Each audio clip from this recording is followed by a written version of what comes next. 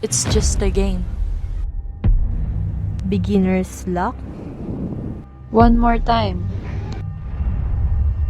I will stop till I get this money back. No, I'm not addicted to gambling.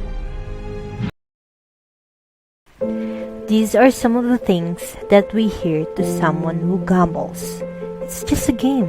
But where do we draw the line if it's still a game and not a mere addiction? One more time. But until when? Here are the things you should know about the gambling disorder.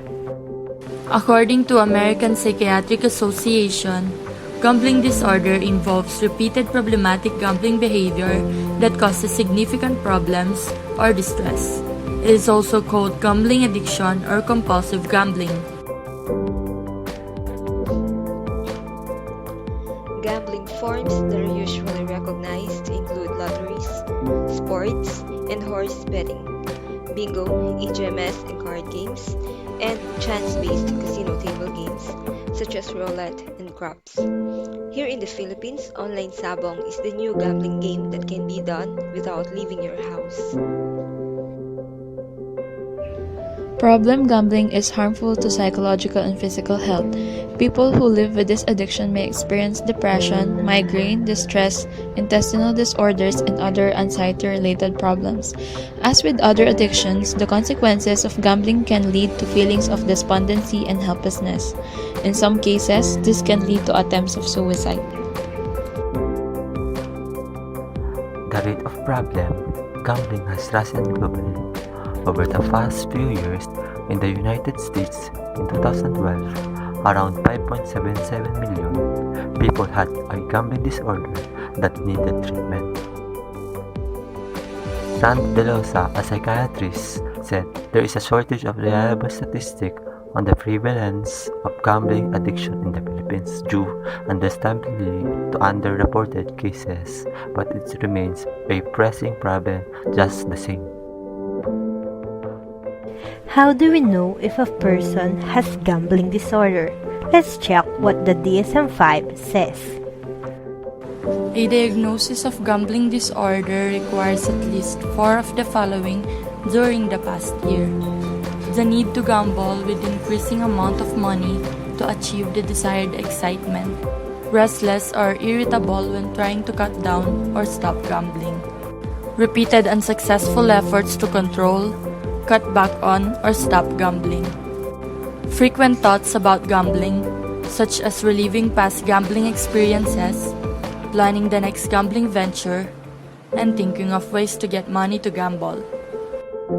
Often gambling when feeling distressed. After losing money gambling, often returning to get even, referred to as chasing one's losses.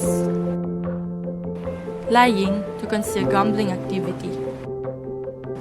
Jeopardizing or losing a significant relationship, job, or educational career opportunity because of gambling. Relying on others to help with money problems caused by gambling. When does gambling addiction start?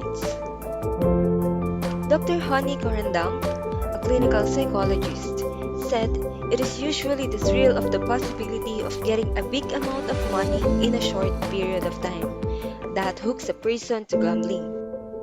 First, you're innocently playing and then you win, and then you lose, and then you win.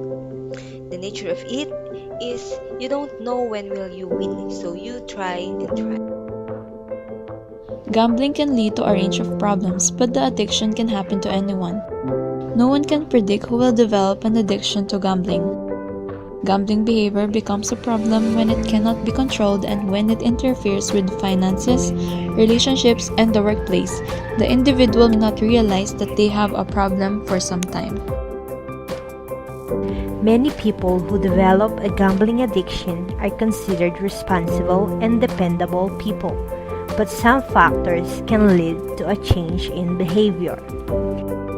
These could include retirement, traumatic circumstances, job-related stress, emotional upheaval such as depression or anxiety, loneliness, the presence of other addictions, and environmental factors such as friends or available opportunities.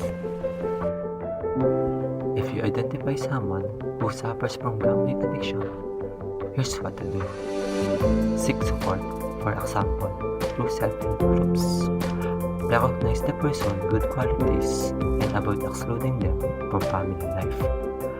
Remain calm when discussing gambling with the individual and refrain from preaching, lecturing, or getting angry. Be open about the problem, including with children.